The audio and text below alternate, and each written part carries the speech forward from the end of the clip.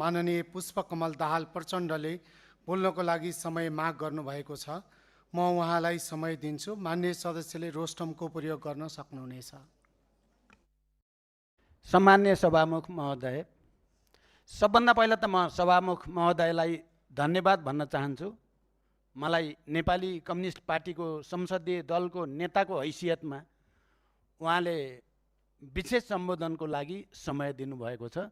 तर मैले बुझेसम्म मलाई रोस्टम प्रयोग गर्ने र विशेष समय दिने कुरा संसदीय दलको नेताको हैसियत भन्दा पनि पूर्व प्रधानमन्त्री समेतको हैसियतमा हो भन्ने मैले बुझेको छु। यसको लागि पनि म सम्माननीय सभामुखज्यूलाई हार्दिक धन्यवाद भन्न चाहन्छु। लामो समय मैले सदनमा उपस्थित हुन सकिनँ। केही समय स्वास्थ्यमा आएको सामान्य समस्याको कारण, केही समय विदेश भ्रमणको कारण र यहाँबाट प्रकाशित सूचनाप्रति मेरो गम्भीर ध्यानाकर्षण भएको छ। आउने दिनमा त्यस्तो हुने छैन। म यो सम्मानित सदनमा त्यो कुरालाई आत्मसात गर्न चाहन्छु। अब मैले यहाँ धेरै लामो वक्तव्य दिने उद्देश्यले त आएको छैन, तर फेरि पनि अहिले देशमा घटिरहेका घटनाक्रमहरू र यहाँ सदनमा चलिरहेका बहसहरू, यो सबैको सन्दर्भमा केही कुरा मैले गम्भीर ध्यानाकर्षण गर्न आवश्यक ठानेर पनि म यहाँ केही कुरा भन्नको लागि उपस्थित भएको छु। सम्माननीय सभामुख महोदय, यस सन्दर्भमा सबै मान्य सदस्यहरूले राखे जस्तै म पनि सुनसरीको कप्तानगञ्जमा बोलबमको धार्मिक यात्राका सन्दर्भमा उत्पन्न विवाद चर्किएर जो दुःखद घटनासम्म पुग्यो र त्यसले कतै ठुलो साम्प्रदायिक विद्वेषको रूप लिने त होइन भन्ने चिन्ता सर्वत्र व्यक्त भइरहेको छ।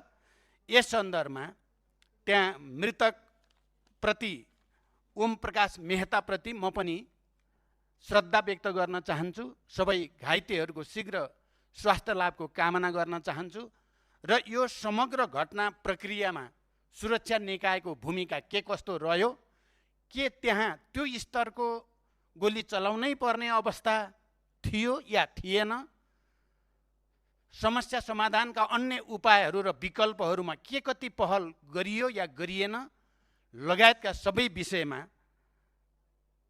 विस्तृत अध्ययन गरी वास्तविकता बाहिर ल्याउन म सरकारसँग विशेष अपिल गर्न चाहन्छु।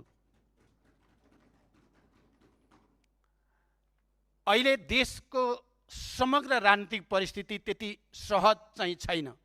हामीले सदनमा पक्कै पनि तर्क वितर्क गरेका छौँ, आफ्ना मतहरू अगाडि राखेका छौँ, यो राम्रो कुरा हो। तर गत निर्वाचनमा जे भनेर हामी सहभागी भयौँ, निर्वाचनमा जे जसरी जनताले आफ्नो अभिमत प्रकट गरे, यस बीचका सरकारका क्रियाकलापले जनताको त्यो अपेक्षालाई सन्तुष्ट पार्न सकेको छैन। बरु दिन प्रतिदिन परिस्थिति अझ असहज हुने हो कि भन्ने चिन्ता व्याप्त भएको छ। म यो सुनसरी घटनाप्रति के कुरामा सम्मानित सदन र यो सदन मार्फत आम नेपाली जनतालाई पनि अपिल गर्न चाहन्छु भने हामी नेपाली जनताको ऐतिहासिक विरासत या परम्परा भनेको सामाजिक सद्भाव कायम राख्नु, राष्ट्रिय एकताप्रति सम्पूर्ण रूपले समर्पित भएर लागिरहनु र अप्ठ्यारो परिस्थिति आयो भने संवाद र सहकार्य मार्फत जस्तो सुकै ठुलो द्वन्द्वको स्थितिलाई पनि समाधानतिर लैजाने हाम्रो ऐतिहासिक परम्परा र संस्कृति रहेको छ।